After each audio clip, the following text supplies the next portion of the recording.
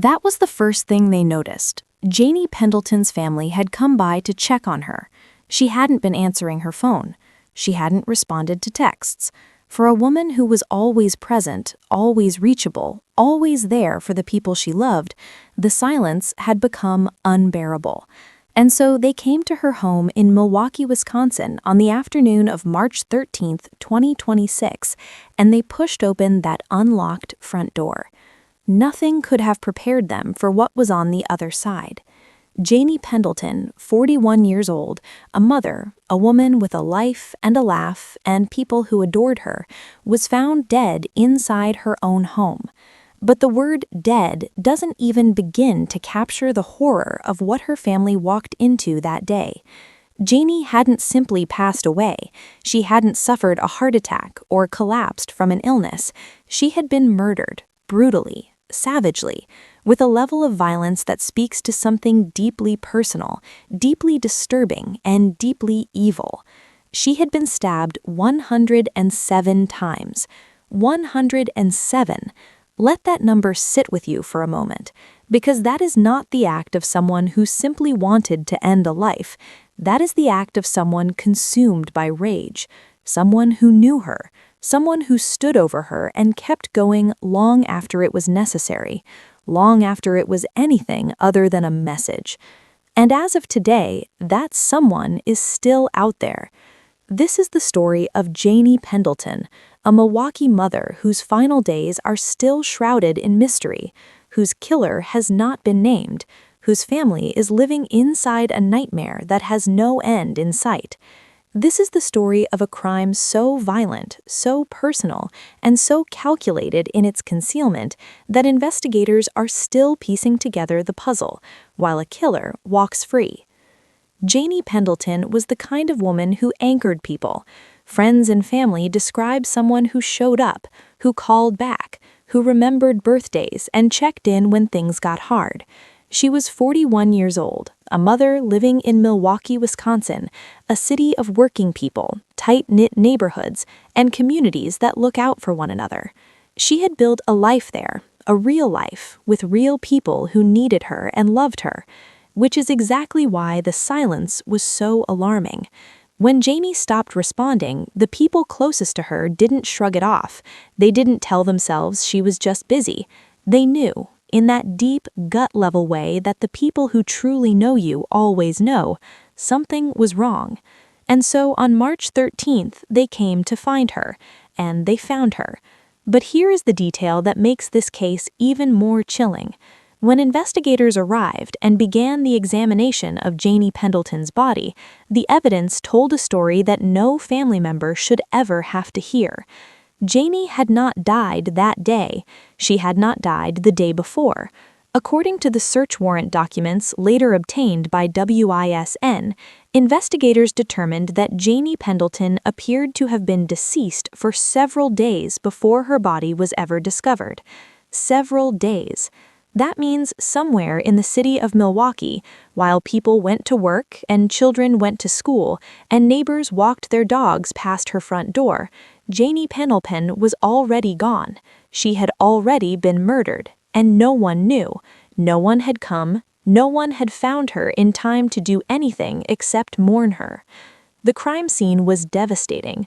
107 stab wounds on a single human body tells investigators an enormous amount about the nature of the crime.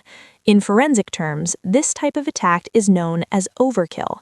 And overkill, in the world of criminal profiling, carries a very specific meaning. It suggests that the perpetrator had an emotional connection to the victim. It suggests personal anger, a deep, festering rage that could not be contained even in the act of killing. When someone stabs another person that many times, they are not simply committing a crime, they are communicating something, they are expressing something they felt deeply, whether it was hatred or jealousy or betrayal, or some twisted combination of all three. This was not a random act.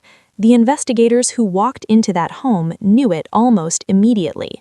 This was personal. And then there was the shoe print. Among the physical evidence documented at the scene, detectives made a discovery that would become one of the most critical pieces of the puzzle. According to the affidavit filed in connection with the search warrant, investigators observed a distinct shoe pattern on Janie Pendleton's right forearm, a shoe print on her arm. Think about what that means. In the chaos of that attack, in the frenzy of 107 stab wounds, the killer had stepped on Janie's arm, left an impression, left behind a trace of themselves, the shape of their sole, the pattern of their shoe, pressed into the skin of the woman they killed. It was, in the most grim and literal sense, a footprint left at the scene of a crime, a calling card the killer didn't even know they had left behind. In homicide investigations, physical evidence like a shoe impression can be extraordinarily valuable. It can narrow down a suspect. It can place a specific person at a specific location. It can, in the right circumstances, crack a case wide open. But even with that evidence in hand, investigators still had work to do. The warrant documents reveal that police did not limit their attention to the crime scene alone. In the days that followed the discovery of Janie's body, detectives began building a picture of the people in her life, who had been in contact with her, who had visited her home, who had a reason, any reason, to want her dead. And in the course of that investigation, one name rose to the surface: a man who knew Janie Pendleton, a man who had been in contact with her, a man who, when investigators sat across from him and asked him questions about where he had been and what he knew, couldn't quite keep his story straight. The warrant documents describe this individual as having provided inconsistent statements to investigators. That phrase, inconsistent statements, is the language of police reports and legal documents.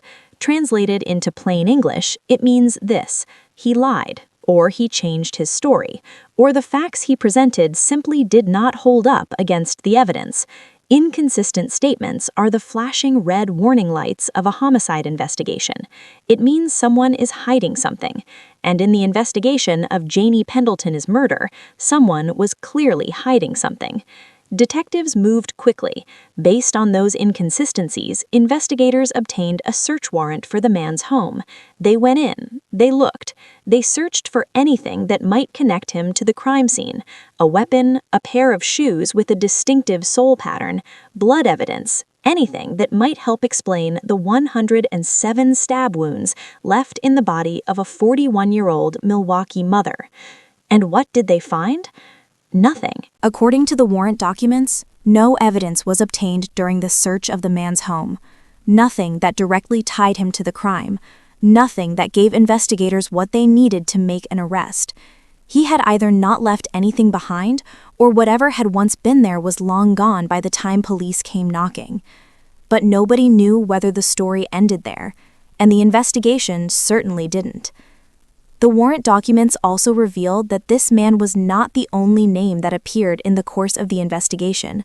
Other individuals were named in the warrant as well, people whose connections to Janie, whose movements in the days before her death, whose own statements to police had caught the attention of investigators.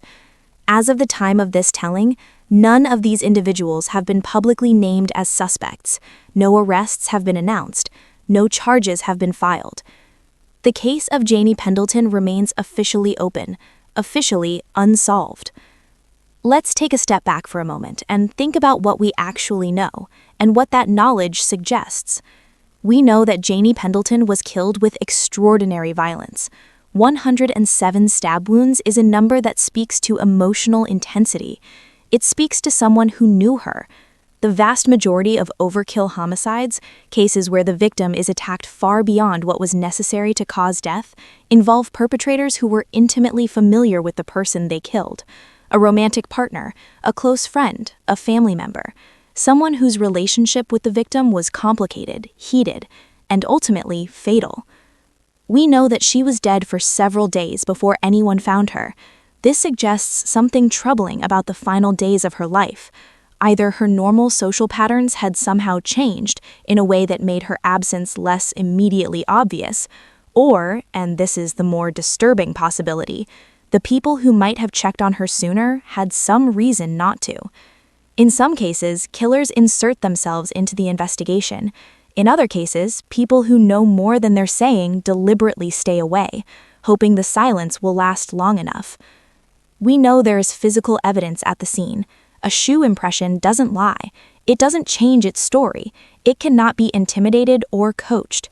Somewhere in Milwaukee, there is a person whose shoe matches the pattern pressed into Janie Pendleton's forearm, and investigators know what that pattern looks like. We know that at least one person close to Janie gave inconsistent statements to police, and that inconsistency was serious enough to justify a search warrant. Whatever that person said or didn't say raised enough red flags to send investigators into their home looking for a murder weapon. Put all of that together, and the picture that emerges is not one of a random crime. It is not the portrait of a burglary gone wrong, or a stranger who chose the wrong house on the wrong night. It is the portrait of something personal, something planned, or at least executed with enough deliberateness that the killer was able to leave the scene, go home, and apparently remove any physical evidence before police arrived. That takes a certain kind of person, a certain kind of cold. And somewhere in Milwaukee tonight, that person is living their life. One of the most agonizing aspects of cases like this one is the waiting. For Janie Pendleton's family, every day that passes without an arrest is another day of unbearable limbo. They have already survived the unsurvivable, the moment of discovery, the notification, the realization that someone they loved was taken from them in the most violent way imaginable. They are now being asked to survive something different but equally brutal: the uncertainty, the not knowing, the waking up every morning and wondering whether today is the day someone is held accountable. Victims' families in unsolved homicide cases often describe a specific kind of torment. The murder itself is a wound that will never fully heal, but the lack of justice, the knowledge that the person responsible is walking free, keeps that wound from ever even beginning to close. It is not just grief. It is grief combined with helplessness, grief combined with anger, grief combined with the desperate, consuming need to know why. Why Janie? Why her home? Why 107 times? What happened in the days leading up to March 13th that brought such violence to the door of a woman her family describes as someone who simply cared for people? What did she know? What did she witness? What relationship in her life carried within it the seed of such destruction? These are the questions that Milwaukee investigators are working to answer, and these are the questions that, so far, remain unanswered. The Milwaukee Police Department has not publicly identified any suspects. They have not announced any persons of interest by name.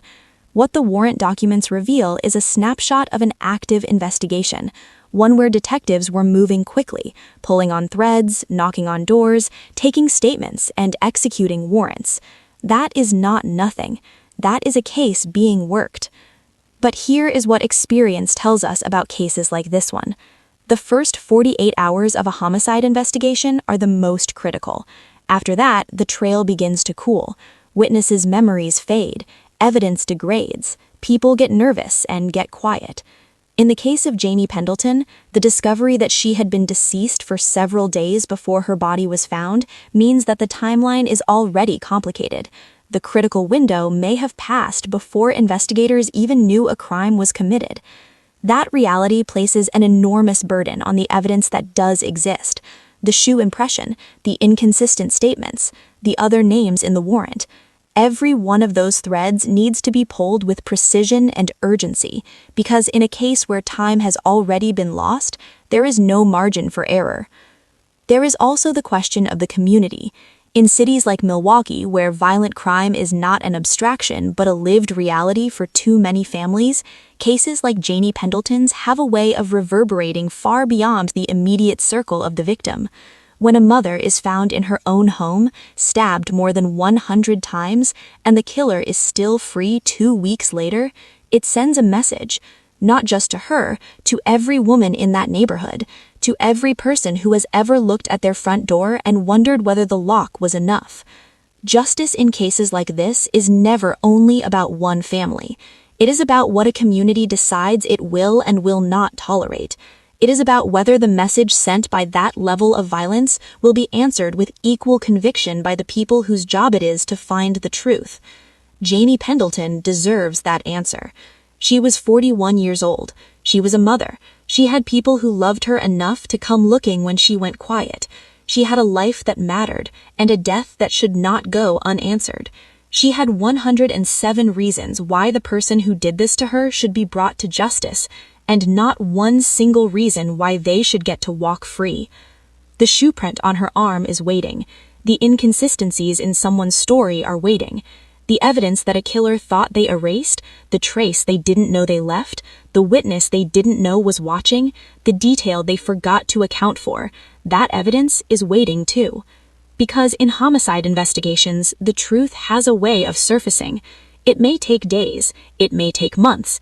In some heartbreaking cases, it takes years. But killers make mistakes. They tell the wrong person. They keep the wrong thing. They step in the wrong place at the wrong moment and leave the shape of their soul pressed into the skin of the person they murdered. And then one day, a detective looks at that print, looks at a suspect, looks at the inconsistencies in the evidence and the timeline, and everything lines up, and the wait ends. For Janie Pendleton's family, that day cannot come soon enough. If you know anything about the death of Janie Pendleton, if you saw something in the days before March 13th, if you know someone whose story doesn't quite add up, if you have any information at all that might help bring her killer to justice, please contact the Milwaukee Police Department. Her family is waiting, her children are waiting, and the truth, wherever it's hiding, is waiting to be sound. Janie Pendleton was more than a headline. She was more than a number. She was a mother, and she was someone's whole world. And she deserved so much better than the end she was given in the home where she was supposed to be safe. She deserved to answer her phone that morning. She deserved to open that door herself. She deserved more time. And the person who took that time from her, the person who stood over her and kept going past any point of reason or mercy, that person is still out there, still breathing, still waiting to see if they got away with it. They haven't, not yet. But the clock is ticking, and somewhere in Milwaukee, justice is still looking for Janie.